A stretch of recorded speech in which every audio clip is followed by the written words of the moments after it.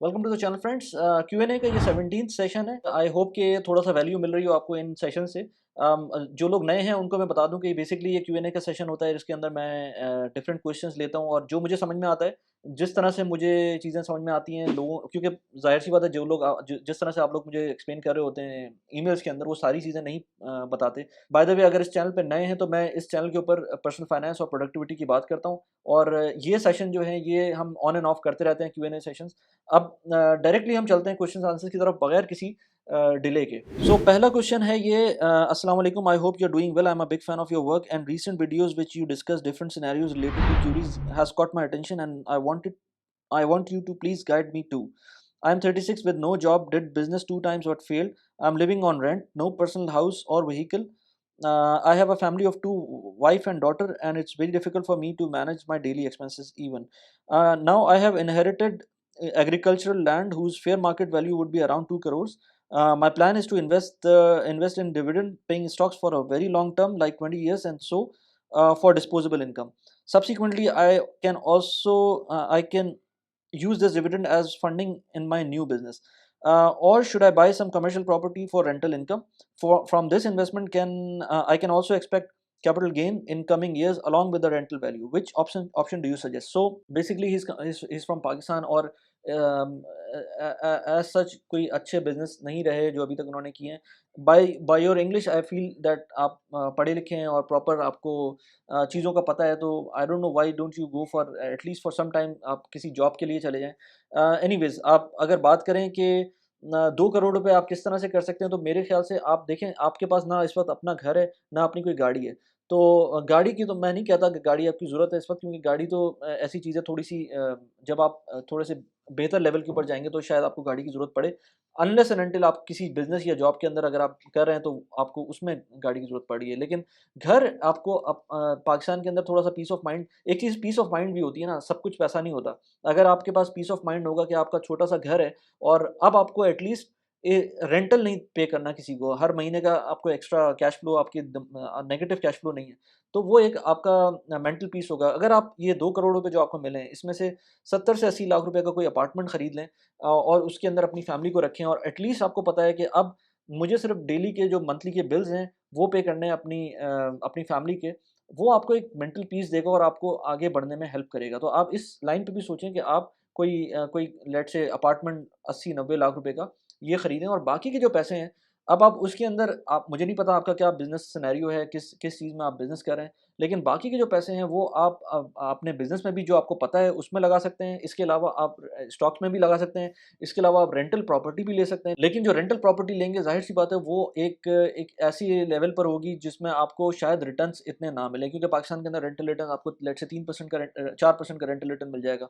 3-4% rental return का मतलब ये है कि आपको 3-4 लाख रुपए साल के मिलेंगे। ये तो 3-4 लाख रुपए हैं, ये ट्रांसलेट करेंगे आपको कोई 35,000 रुपए के ऊपर, तो 35,000 रुपए महीने में आपको अगर आपका, मुझे नहीं पता कि आपका खर्चा कितना है, तो जाहिर सी बात है ये मेरा नहीं ख्याल कि ये पूरा कर सकेगा। तो अगर आप कमर्शियल प्रॉपर्टी में जाते हैं तो प्रॉब्ली थोड़ा सा और ऊपर हो जाएगा, लेकिन फिर भी ये कोई बहुत सब्सटैंशियल आपको अच्छे पैसे उस तरह से नहीं मिल रहे होंगे। अब बात करें बिजनेस की, जो आपने पहले जिक्र किया, लेकिन मसला ये कि बिजनेस सबसे अच्छा ऑप्शन हो सकता है कैश फ्लो का, लेकिन मसला ये है कि आपके ऑलरेडी 2 बिजनेस आप फ्लॉप कर चुके हैं, तो वो मुझे नहीं पता कि कितना आप वाइबल रहेगा। तो मेरे ख्याल से आप थोड़े बहुत पैसे, एक तो ये कि अपना घर आप कर लें, उससे आपको जो आपकी वॉलेटिलिटी है वो एटलीस्ट थोड़ी सी कम होगी।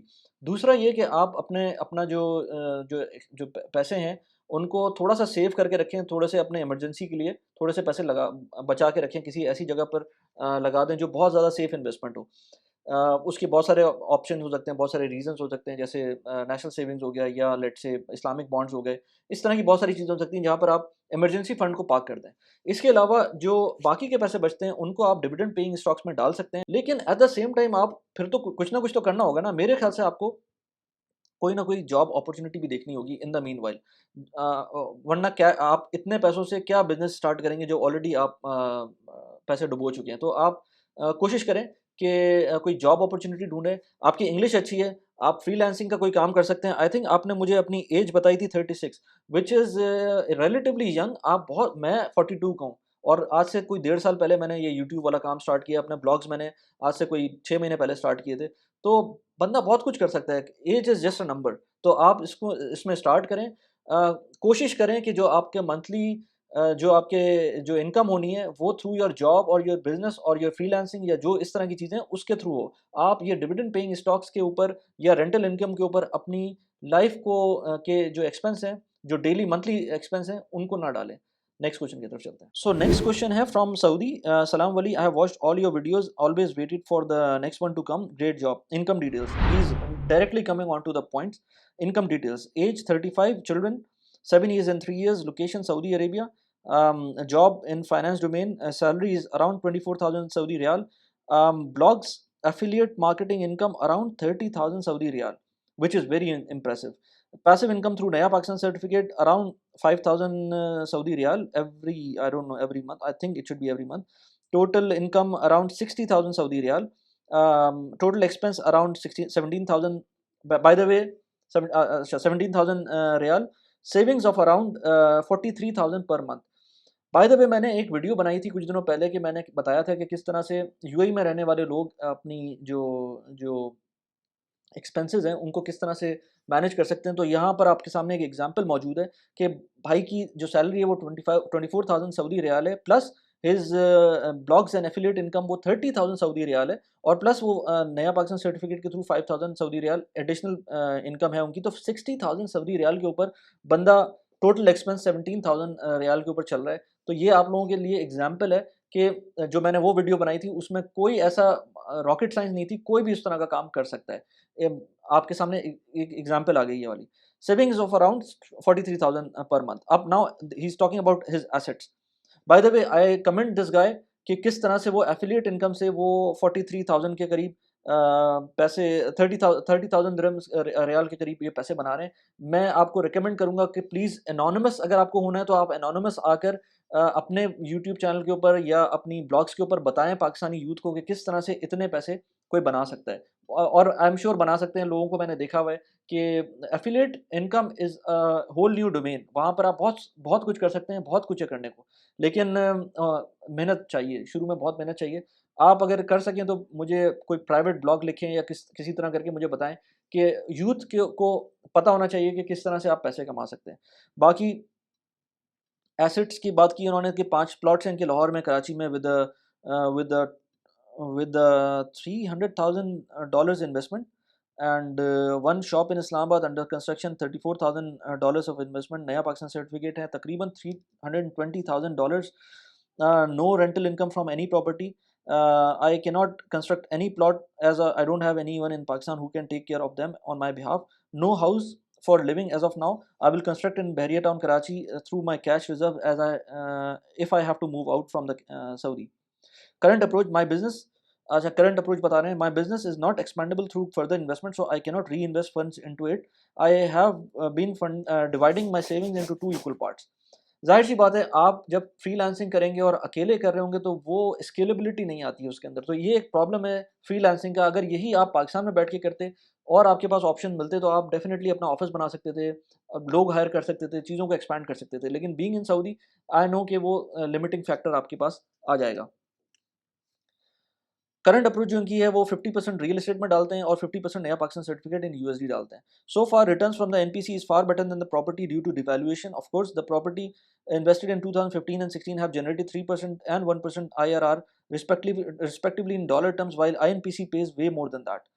I agree to that, लेकिन बात यह है कि INPC जो है वो, मैं हमेशा कहता हूँ कि इस तरह की जो फिक्स इनकम जो जो सर्टिफिकेट्स होते हैं, ये जब तक तो सही है जब तक आपके पास कोई स्ट्रैटेजी ना हो, लेकिन ये लॉन्ग टर्म के लिए अच्छी चीज़ नहीं है। लेकिन आपके लिए मैं कह नहीं सकता, you have already built up a very good portfolio, तो उसके अंदर आप ये भी कर सकते हैं।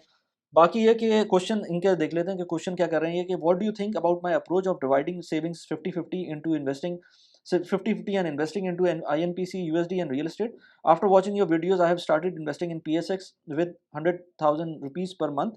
Do you think it's a good amount? And if I continue every month considering my portfolio, this is the first time I'm investing in a stock market. In order to select the shares, I download fund managers report of 4 major Islamic mutual funds, Mizan, UBL, Atlas, and NBP, and decide to invest in shares according to their portfolio. I don't have enough time to study the US market because currently I'm managing a job, blog, and affiliate marketing. Would appropriate your response please do not take my name. Okay, now जो इनका question है वो ये कि वो किस तरह से अपनी इन्वेस्टमेंट्स को डाइवर्सिफाई कर सकते हैं, फर्दर क्या कर सकते हैं। तो मेरे ख्याल से जो 100,000 पर मंथ वाली बात है पाकिस्तान स्टॉक मार्केट के अंदर इन्वेस्टमेंट की, और जो आपका तरीका है इन्वेस्टमेंट का, वो बिल्कुल सही है। इसको हल्के हल्के करके आप इंक्रीज़ भी कर सकते हैं। मैं कहूँगा कि इन शुरू में आप जो फंड मैनेजर रिपोर्ट देख रहे हैं उसके अंदर से भी उन स्टॉक्स को खरीदें जो डिविडेंड पे कर रहे हों। वो आपके लिए ज़्यादा बेहतर होंगे इन द लॉन्ग रन, क्योंकि आपने अभी अभी भी स्टार्ट किया तो आपको थोड़ा-सा टाइम लगेगा उसको समझने में। तो जब आप समझ जाएँ तो फिर आप थोड़ा-सा उसमें रिस्कियर स्टॉक्स पे भी जा सकते हैं। लेकिन अभी फंड मैनेजर रिपोर्ट से आप जो जो डिविडेंड पेइंग स्टॉक्स हैं वो खरीदें। दूसरा ये कि आप कह रहे हैं कि आपके पास यूएस की स्टॉक मार्केट के अंदर इन्वेस्ट करने का टाइम नहीं है। तो मैं कभी भी नहीं कहूँगा कि इंडिविजुअल स्टॉक्स के अंदर डायरेक्टली आप इन्वेस्ट करें। आप क्योंकि सऊदीया में रहते हैं तो ये थोड़ा-सा मसला है, क्योंकि मैं हमेशा सर्वा को रिकमेंड करता हूँ। आप सर्वा में इन्वेस्ट कर सकते हैं, लेकिन आपको लंप सम इन्वेस्ट करना पड़ेगा, क्योंकि यहाँ पर एक मसला ये है कि सर्वा के अंदर जब भी सऊदीया से इन्वेस्टमेंट करते हैं तो आप पे तकरीबन कोई 50, 60, 70 रियाल के करीब आपको ट्रांसफ़र फ़ीस पे करनी पड़ जाती है। सर्वा पे अगर आपको इन्वेस्ट करना है तो आप मैं लिंक नीचे लगाया हुआ है, उसके अंदर आपको एफ़िलिएट लिंक है, वो उसके अंदर आपको $50 भी मिलेंगे अगर आप उसमें अकाउंट खोलते हैं। लेकिन एक कैveat यही है कि आप सऊदीया से इन्वेस्ट करेंगे तो आपको हर दफ़ा हर इन्वेस्टमेंट के ऊपर आपको तकरीबन कोई 70-80 दिरहम के करीब आपको, या रियाल के करीब आपको वो बैंक ट्रांसफ़र चार्जेस कटेंगे। लेकिन अगर आप वन टाइम इन्वेस्ट करते हैं या वन टाइम पैसे ट्रांसफ़र करते हैं और हल्के-हल्के करके उसके अंदर इन्वेस्ट करते हैं, तो 2 चीज़ें हैं वहाँ पर। एक सर्वा इन्वेस्ट का प्लेटफ़ॉर्म है जो आपके लिए बेहतर है, क्योंकि उसके अंदर आपको कुछ नहीं सोचना, आपको सिर्फ़ पैसे ट्रांसफ़र करने हैं, and they will work it out कि उनको किस तरह से आपके पैसों को एलोकेट करना है। दूसरा सर्वा ट्रेड का प्लेटफ़ॉर्म है जिसके अंदर इंडिविजुअल स्टॉक्स ले सकते हैं, आप उसमें ईटीएफ्स भी खरीद सकते हैं। मेरे ख़्याल से आप इनिशियली यूएस की मार्केट का एक्सपोज़र लेने के लिए आप सर्वा इन्वेस्ट करें और वहाँ से आप बिल्ट अप करना शुरू करें अपना पोर्टफ़ोलियो। तो आपका यूएस का वो मसला भी ख़त्म हो जाएगा कि आपको कुछ स्टडी नहीं करना पड़ेगा उसके अंदर, और ख़ुद सर्वा जो है वो आपके लिए इन्वेस्ट कर रहा होगा। इसके अलावा जो आपकी प्रॉपर्टी पोर्टफ़ोलियो है उसके अंदर मैं ये कहूँगा कि अब आपको अगर आपने इतना कुछ कर लिया पाकिस्तान के अंदर, तो आपको थोड़ा-सा बाहर निकलना चाहिए। दुबई के अंदर भी प्रॉपर्टीज़ के ऑप्शंस हैं, वहाँ पर आपको जाके देखना चाहिए। मैंने इस पे वीडियो बनाई थी कि किस तरह से जो ख़ास तौर पे जो आउटसाइड यूएई लोग हैं, वो क्या-क्या कंसिडरेशंस रखनी चाहिए। Not only for the returns, जो आपके रिटर्न्स हैं वो ऑलरेडी अच्छे हैं दूसरी जगहों पर, लेकिन just for the sake of diversification भी इम्पोर्टेंट है कि आप अब ग्लोबली थोड़ा-सा एक्स्ट्रा इन्वेस्ट करें। तो अगर उस पॉइंट ऑफ व्यू से देखें तो दुबई इज़ बेस्ट कि आप उसके अंदर प्रॉपर्टी के अंदर इन्वेस्ट कर सकते हैं। मैं कभी भी उन लोगों को नहीं कहता इन्वेस्ट करने के लिए जिनके पास और कोई ऑप्शन नहीं है, और कोई कहीं उन्होंने मेजर इन्वेस्टमेंट ना की हो। लेकिन ऑलरेडी अगर आपने ऑलरेडी अच्छी जगहों पे इन्वेस्ट किया हुआ है और अब आपको नेक्स्ट स्टेप जो लेना है वो डाइवर्सिफिकेशन के लिए लेना है, तो उसके लिए दुबई बेस्ट है। यहाँ पर भी आप सोच सकते हैं। So next question is, for the first time someone from India, not actually India, he's from Saudi, लेकिन basically he's from India. तो अस्सलाम वालेकुम वली भाई, आई एम नाम नहीं ले रहा मैं, an Indian citizen from Saudi. I am 44 years old, working in Saudi for a long time, and as an Indian citizen, blessed with the family of 4, 2 daughters, 11 and 8, and a son and 2 sons, age 7 and 5. So he has 4 kids. I have procured 2 residential plots in India, Hyderabad, to construct a home, but couldn't. Don't have permanent home and residential place to live. Still during vacation, I live with my parents. My initial thoughts are to purchase a flat of around 100K USD in Turkey for investment purposes. Not sure how far I am correct, as opted Turkey to live after retirement, and do have future plans to relocate with family. Looking forward looking forward to any investment project, and to invest and start parallel income as well, to invest currently in residential apartment as investment. Please can you advise me if there is any other way to earn money, being an Indian citizen living in abroad for a long time. Almost $6,000 के करीब salary है, तकरीबन कोई 20-21 हज़ार दिरहम riyal salary के बनते हैं इनके। तो फर्स्ट थिंग फर्स्ट, इसके अंदर अगर बात करें कि जो आपने कहा कि टर्की वाली बात, कि टर्की में आपने सोचा था इन्वेस्टमेंट का, तो टर्की में इन्वेस्टमेंट का क्यों सोचा था आपने? $100,000 का अपार्टमेंट लेकर उसमें रहने का सोचा था। तो देखिए, सबसे पहले तो ये कि $100,000 के अंदर जो टर्की के इस वक्त लिमिट्स हैं वो $2.5 लाख की है, और वो मैंने उस पे एक वीडियो बनाई भी इससे पहले, लेकिन उस पे मैंने ज़िक्र किया था कि क्या प्रोज़ एंड कॉन्स हैं। ऑल्दो कि वो पुरानी वीडियोज़ की उसकी प्रोडक्शन क्वालिटी इतनी अच्छी नहीं है, लेकिन आप उस वीडियो को जाके देख सकते हैं। उसमें मसला ये है कि टर्की के अंदर आपके पास फ़र्स्ट ऑफ ऑल $2.5 लाख होने चाहिए इन्वेस्ट करने के लिए, तब जाके आपको पासपोर्ट मिलता है। दूसरी बात ये है कि $2.5 के अलावा भी ऑन टॉप ऑफ दैट आपको कुछ जो उनके जो कमीशंस होंगे या इस तरह की चीज़ें होंगी, वो आपको एक्स्ट्रा पैसे पे करने पड़ेंगे। एक और चीज़ वहाँ पर प्रॉब्लम करती है, वो ये है कि आपको वहाँ पर अंडर इनवॉइसिंग होगी अपार्टमेंट्स की। अगर वो $2.5 लाख का अपार्टमेंट एक्चुअल में आपको पे करने हैं, तो वो $2 लाख का ऑन पेपर होगा। तो आपको फ़र्ज़ करें 2.5 लाख के लिए आपको $3 लाख का अपार्टमेंट लेना पड़ेगा, ताकि वो 2.5 लाख का पेपर पे दिख सके। ये चीज़ भी एक प्रॉब्लम करती है वहाँ पर। तो ये चीज़ एक हो गई, प्लस ये कि ऑन टॉप ऑफ दैट आपको एजेंट की पैसे और एजेंसी की फ़ीस और ये वो जो वहाँ के होते हैं, वो भी देने होंगे। मुझे नहीं पता कि क्या परसेंटेज है, कितने पैसे देने पड़ेंगे, लेकिन आई एम श्योर ज़्यादा देने पड़ेंगे। तो आप $3 लाख तो एटलीस्ट अपने साथ रखें, अगर आपको investment for the sake of passport करनी है। अच्छा, वंस आपके पास पासपोर्ट आ जाता है, उसके बाद बात होती है कि आप उसके बाद क्या कर सकते हैं, क्योंकि टर्की का प्रॉब्लम ये है कि आप उसके अंदर रिटायर्ड लाइफ तो बहुत अच्छी गुजार सकते हैं, लेकिन वहाँ पर कैश फ्लो भी तो होना चाहिए ना। कैश फ्लो कैसे आएगा जब आपके पास आपने सारे पैसे एक इन्वेस्टमेंट प्रॉपर्टी में लगा दिए, उसके बाद आपके पास कोई पैसिव इनकम का सोर्स नहीं है। टर्की रहने के लिए बहुत अच्छी जगह है। आई लव टर्की, मतलब खाने-पीने के लिए बहुत अल्टीमेट जगह है, और मतलब आपको हर चीज़ वहाँ पर मिलेगी, लेकिन जो सबसे बड़ा प्रॉब्लम है वो ये है कि वहाँ पर लैंग्वेज बैरियर आपको मिलेगा, और लैंग्वेज की वजह से आप कोई जॉब वॉब तो भूल जाएँ कि जॉब कर सकते हो। आप बिज़नेस कोई कर सकते हो तो कर सकते हो, लेकिन मेरा नहीं ख़्याल कि कोई ऐसा कोई आपको आपको प्रोफ़ेशनल जॉब मिलेगी। तो आपको जो भी करना है, आइदर वो बिज़नेस के थ्रू करना है या फिर अपनी पैसिव इनकम जो आपको मिल रही होगी उसके थ्रू करना है। आपके 4 बच्चे हैं, अगर आप टर्की जाते हैं तो सबको टर्किश लैंग्वेज सीखनी पड़ेगी, और मैं ऐसी फैमिलीज़ को जानता हूँ जो टर्की में इस वक़्त यूनिवर्सिटी लेवल के ऊपर पढ़ रहे हैं। उनके बच्चों को बहुत प्रॉब्लम हुई थी शुरू में, और हर एक को टर्किश लैंग्वेज सीखनी पड़ी थी। तो इसलिए, और ख़ुद भी उनको भी जब वो जॉब कर रहे थे, वो किसी यूनिवर्सिटी में पढ़ाते थे, तो इसलिए उनको काम तो चल रहा था इंग्लिश से, लेकिन फिर भी उनको टर्किश लैंग्वेज तो सबको सीखनी पड़ती है वहाँ पर। तो ये एक सबसे बड़ा बैरियर है टर्की का। Otherwise Turkey is a very nice place to be इन।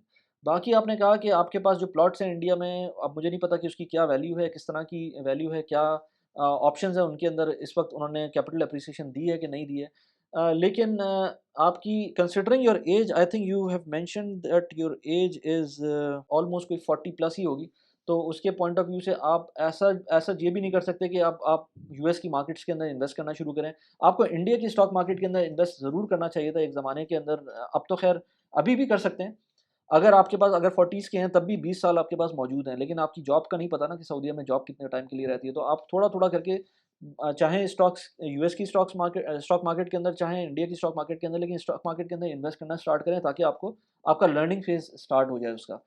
इसके अलावा आपके पास जो ऑप्शन है वो ये है कि आप यूएई के अंदर भी प्रॉपर्टी खरीद सकते हैं, लेकिन अगेन मैं आपके केस के अंदर उस तरह से आपको रिकमेंड नहीं करूँगा, क्योंकि आपके पास ऑलरेडी घर भी नहीं है इंडिया में, और जो प्रॉपर्टीज़ हैं वो भी हैंगिंग इन बिटवीन है कि वो मतलब कुछ पता नहीं है उन प्रॉपर्टीज़ का। तो लेकिन ये भी एक चीज़ हो सकती है कि आप यूएई में प्रॉपर्टी खरीद सकते हैं। मुझे आपकी ईमेल से ये लगा कि आप इंडिया शायद वापस ना जाना चाहते हो, आप कहीं और सेटल होना चाहते हो। तो why don't you think about places like Canada वगैरह? लेकिन ज़ाहिर-सी बात है, वहाँ पर भी इतना आसान नहीं है मूव करना इस एज के ऊपर। और रिसेंटली उन्होंने भी अपने एक्सप्रेस एंट्री की ड्रॉज़ ही नहीं कर रहे हैं, वो तो उनका तो कुछ कह ही नहीं सकते। तो इसके अंदर मैं आपको यही कह सकता हूँ कि आपके पास जो टर्की में जो आप पैसे लगाना चाहते हैं $1 लाख, उसको आप कहीं और डाइवर्सिफ़ाई करें। अनलेस एंड अंटिल आपको लाज़मी टर्की जाना है, और टर्की जाने के लिए $1 लाख तो आपके पास सिर्फ़ और सिर्फ़ आपको शायद रेज़िडेंट परमिट मिल जाएगा, लेकिन पासपोर्ट नहीं मिलेगा। तो उन पैसों से आपको फ़ायदा क्या होना है, क्या नहीं होना है, ये आपको खुद देखना है, क्योंकि उसमें रेंटल रिटर्न्स भी कोई बहुत ज़्यादा अच्छे नहीं हैं वहाँ पर। और फिर वहाँ पर जो लिरा की डेप्रिसिएशन है, वो भी एक बहुत बड़ा इश्यू है, जो कि लोग इन्वेस्टमेंट करने से पहले सोच रहे होते हैं। सो कंसिडरिंग कि टर्की में आपको कितने पैसे चाहिए, उतने पैसे आपके पास हैं कि नहीं है, आप रिटायरमेंट में टर्की में जा उस वक़्त तक जो पैसिव इनकम आपके पास आ सकती थी पोटेंशियली फ्रॉम 2500 लेट्स से 250 के यूएसडी, वो तो आपके पास बहुत ही अनलिमिटेड ऑप्शंस है ना। आप इंडिया में भी इन्वेस्ट कर सकते हैं, आप यूएई में भी इन्वेस्ट कर सकते हैं, जस्ट फॉर द स्टॉक्स के जो डिविडेंड रिटर्न्स हैं, या फिर अगर आप यूएई की प्रॉपर्टी मार्केट के अंदर डालते हैं, तो $2.5 लाख ऑलमोस्ट कोई 1 मिलियन दिरहम्स बनेंगे। 1 मिलियन दिरहम्स पे अगर 4% भी लगाएं रेंटल रिटर्न, तो तकरीबन कोई 40,000 दिरहम्स आपको मिल सकते हैं इन इन रेंटल। तो आप इन पैसों को बेसिकली ज़ाया कर रहे हैं, आपको कहीं न कहीं इनको इन्वेस्ट करना है। अब आपको, जैसे मैंने कहा कि स्टॉक्स में लगा सकते हैं, यूएई की प्रॉपर्टी मार्केट में लगा सकते हैं। मुझे जिस तरह से आप का लग रहा है कि शायद आपको इंडिया वापस नहीं जाना, आपको इमिग्रेट करना है कहीं और, तो आप अपने पैसों को बाहर ही रखें। अगर आप इंडिया लेके जाएँगे, जैसे आपके प्लॉट्स हैं, उनको बेचेंगे, फिर पैसों को बाहर निकालना एक मसला होता है। तो ये again it's all up to you कि आप क्या करना चाहते हैं। लेकिन फॉर श्योर अपने पैसों को एज़ सून एज़ पॉसिबल किसी सही जगह पे लगाना शुरू कर दें। नेक्स्ट क्वेश्चन पे चलते हैं। अच्छा, नेक्स्ट क्वेश्चन बहुत क्विकली मैं बता दूँ, एक साहब ने मुझसे पूछा था और ये बार-बार मुझसे लोग पूछते हैं कि पाकिस्तान से किस तरह से हम स्टॉक मार्केट के अंदर इन्वेस्ट कर सकते हैं यूएस की। तो भाई पाकिस्तान का मसला ये है कि पाकिस्तान के अंदर आप इन्वेस्टमेंट पर्पज़ से अपने बैंक के थ्रू डायरेक्टली पैसे नहीं भेज सकते ना, बहुत ज़्यादा मुश्किल है उसके अंदर अगर आप अपने पैसे डायरेक्टली ट्रांसफ़र करना चाहें किसी भी मुल्क में बाहर just for the investment purpose. तो इसलिए बहुत मुश्किल है। कुछ लोग, एक प्लेटफ़ॉर्म है वाइज़ का, पहले वो ट्रांसफ़र वाइज़ होता था, उसके थ्रू ट्रांसफ़र करते हैं, लेकिन उसमें ट्रांज़ैक्शन चार्जेस भी आते हैं, उसके अंदर जो पैसे हैं आपके कटते भी हैं, तो वो मैंने खुद नहीं यूज़ किया हुआ तो मैं कुछ नहीं कह सकता। लेकिन इस ऑप्शन को आप देख सकते हैं कि ट्रांसफ़र वाइज़ के थ्रू आप पैसे ट्रांसफ़र करें, क्योंकि आप कहीं भी ट्रांसफ़र करेंगे, आजकल की जो एंटी मनी लॉन्ड्रिंग लॉज़ हैं, उसके अंदर आपको जो जो केवाईसी होता है और जो भी इन्वेस्टमेंट कंपनीज़ हैं, वो आपसे पूछेंगी कि आपके पैसे कहाँ से आ रहे हैं और स्पेसिफ़िकली वो आपके अकाउंट से आने चाहिए। जैसे सर्वा है, सर्वा मेक श्योर कि आपके जो भी इन्वेस्टमेंट है वो आपके पर्सनल अकाउंट से आए, वो किसी और के अकाउंट से ना आए। तो अगर आपके पर्सनल अकाउंट से, लेट्स से मैं यूएई के अंदर हूँ और सर्वा के अंदर पैसे ट्रांसफ़र करने होते हैं, तो मैं डायरेक्टली अपने अकाउंट से ट्रांसफ़र करता हूँ, मैं उनकी कैश डिपॉज़िट भी नहीं कर सकता एटीएम जाकर। तो अगर आप पाकिस्तान से ट्रांसफ़र करेंगे तो वो कभी भी उस चीज़ को नहीं मानेंगे कि अगर आप किसी रिलेटिव को या किसी को बोल देंगे कि भाई उनके अकाउंट में ट्रांसफ़र कर दे वो आपके बिहाफ़ पर, तो वो ऐसा नहीं मानेंगे। वो कहेंगे कि आपको चाहे चाहे पाकिस्तान से हो, चाहे इंडिया से हो, चाहे वो यूएस से हो, चाहे वो आप कनाडा से, कहीं से भी हो, आपके पर्सनल अकाउंट से उनके अकाउंट में पैसे जाने चाहिए, तब जाके उसको वो लेजिटिमेसी मिलती है और ये चीज़ पाकिस्तान में रहते हुए नहीं हो सकती है। हाँ, ट्रांसफ़र वाइज़ के थ्रू आप कर सकते हैं, लेकिन ट्रांसफ़र वाइज़ का पूरा प्रोसीजर क्या है वो मुझे नहीं पता। इंटरनेट पे कुछ वीडियोज़ मौजूद हैं, जिन पे लोगों ने बताया हुआ है कि किस तरह से लोगों ने उसको यूज़ किया है, लेकिन मैं उसको पर्सनली क्योंकि यूज़ नहीं करता, ना मैंने किया है, तो मैं कुछ कह नहीं सकता उसके बारे में। क्यूएनए के और सेशंस की आपको वीडियोज़ देखनी हो तो यहाँ पर मैंने रीसेंट वीडियोज़ लगाई हुई हैं जो क्यूएनए की सेशंस हुए थे, आप इनको जाके देख सकते हैं। कैसी लगी वीडियो प्लीज़ मुझे बताइएगा। Thanks for watching the video. Bye bye.